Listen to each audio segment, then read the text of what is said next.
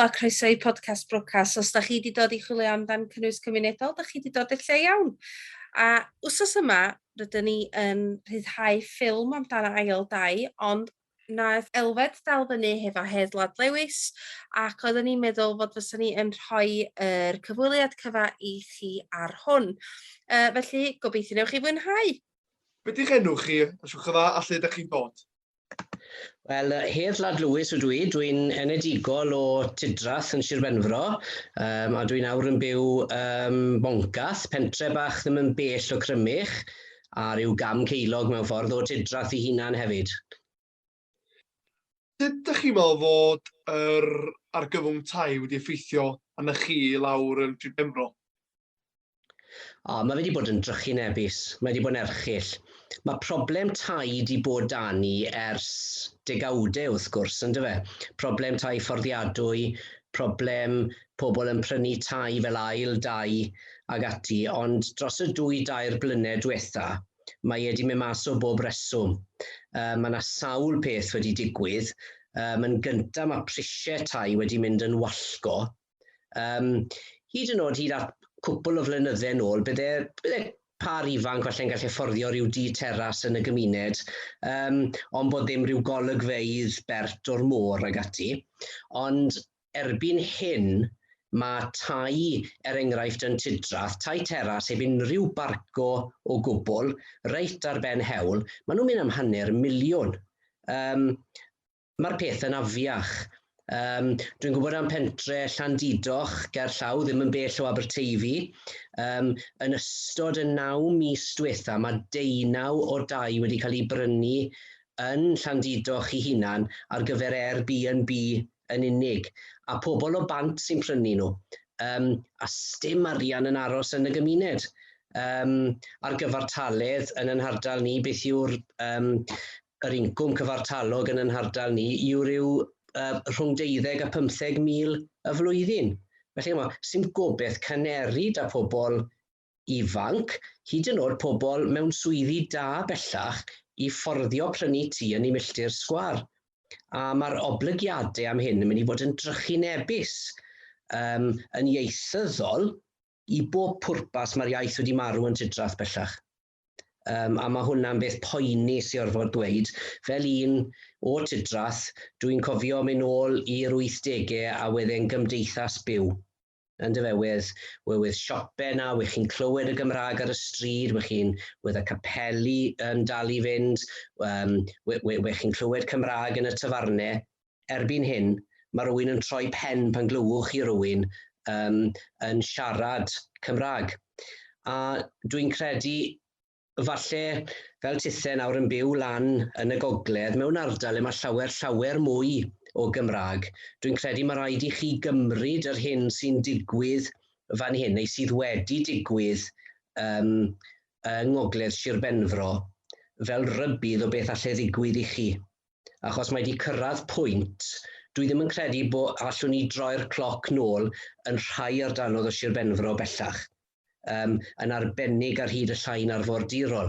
A mae 'da chi cwpl o flynyddau fynd i'r afel ar her 'ma, neu yr un fydd eich tynged chi hefyd.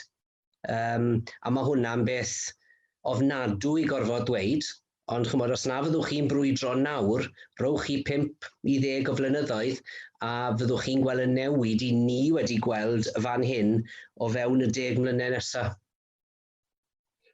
Ydych chi'n meddwl fod gan y Llywodraeth ar atebion i ddatrys y broblem yma, oes yna obaith i rhywle fel Sir Benfro yn y pen draw os mae'n ddigon o frwydro yn gallu digwydd? Dwi'n credu, os ydy'r Llywodraeth yn barod i weithio, yn barod i weithio ar fyrder, a dwi ddim yn sôn nawr am cael ryw drafodaeth fan hyn a fan co, a cael ryw ymgynghoriad fan hyn a fan co, a trial osgoi delio yn uniongyrchol ar sefyllfa. Mae yna obeth, ond mae rhaid bod yna gweithredu ar frys. Ac ar frys, dwi'n sôn am yn y 19 mis nesaf.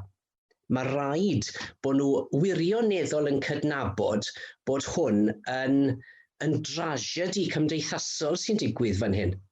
Mae fe'n drasiedi ieithyddol, mae fe'n drasiedi cymdeithasol.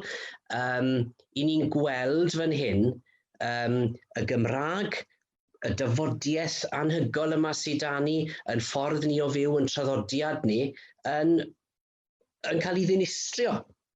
A mae rhaid bod y Llywodraeth Lafur presennol wirioneddol mynd i'r afel â hyn ac yn gynted â phosib.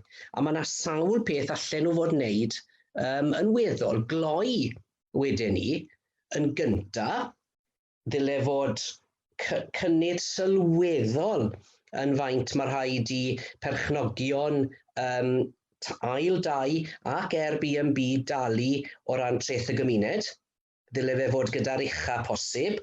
Fe ddyle fod hefyd unrhyw ddatblygiad newydd, fe ddyle fe fod ond ar gyfer tai fforddiadwy, ac wrth fforddiadwy dwi'n meddwl o fewn terfynau cyflogau y bobl leol. Mae hwnna dwi'n credu yn wirioneddol bwysig.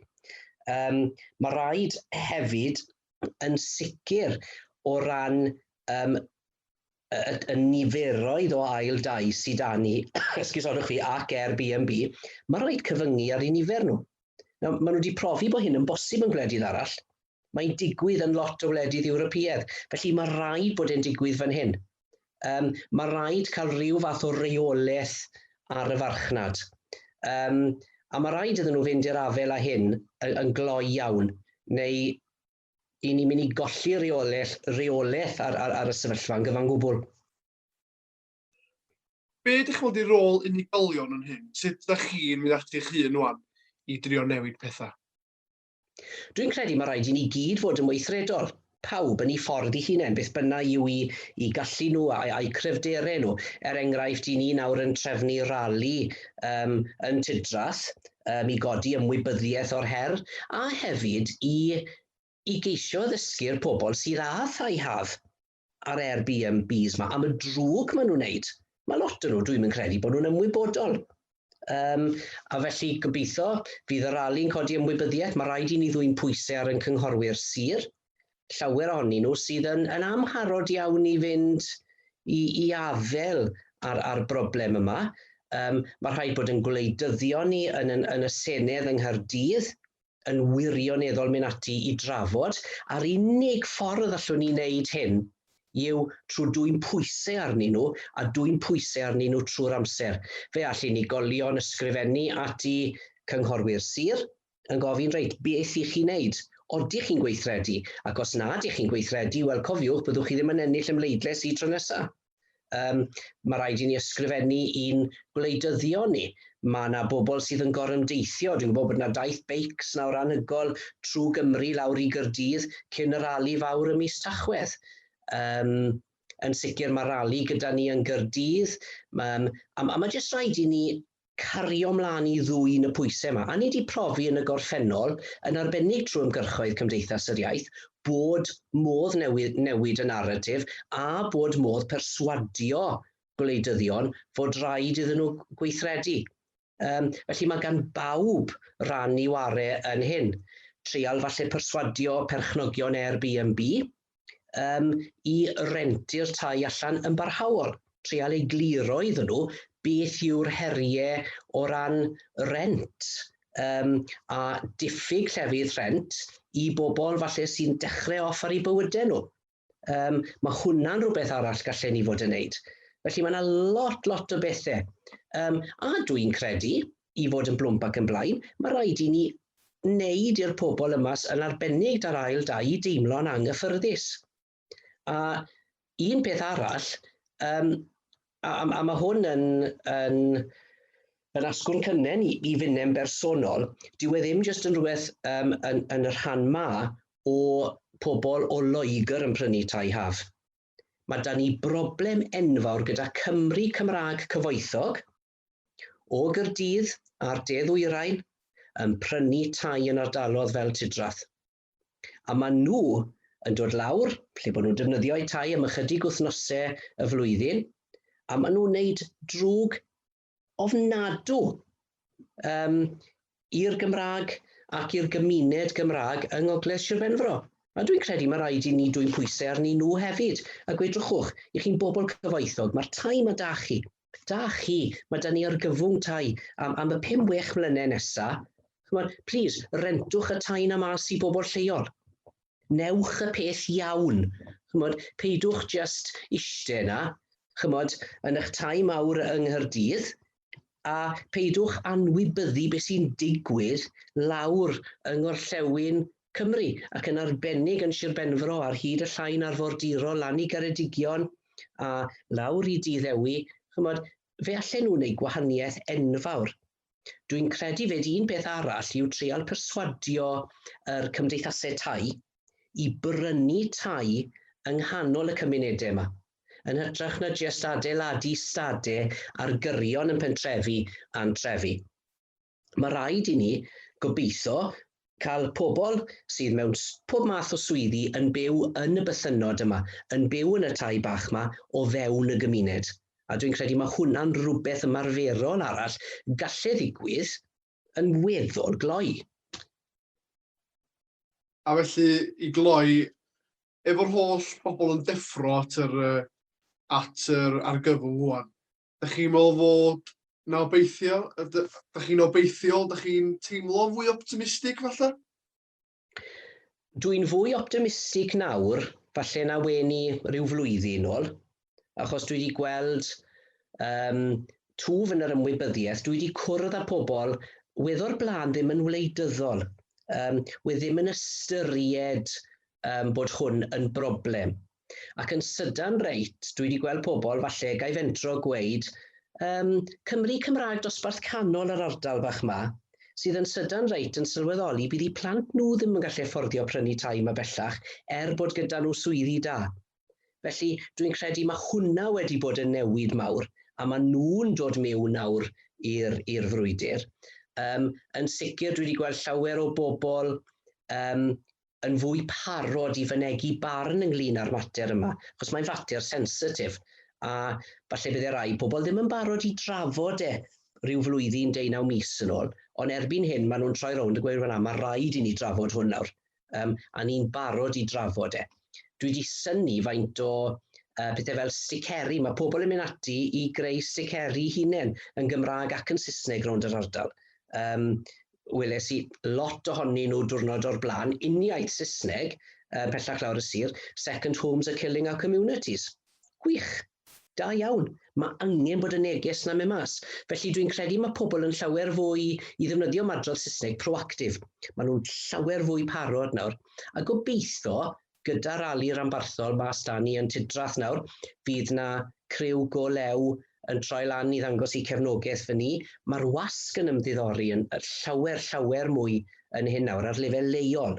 Mae yna lot o drafod yn y papurau bro a yn yr papurau wythnosol Saesneg sydd gyda ni yn yr ardal. Felly mae yna momentum, mae yna newid, ond hyd nes bod ni yn gallu perswadio y Llywodraeth Lafur yng Nghaerdydd I weithredu o ddifri ynglyn â'r deddf iaith newydd.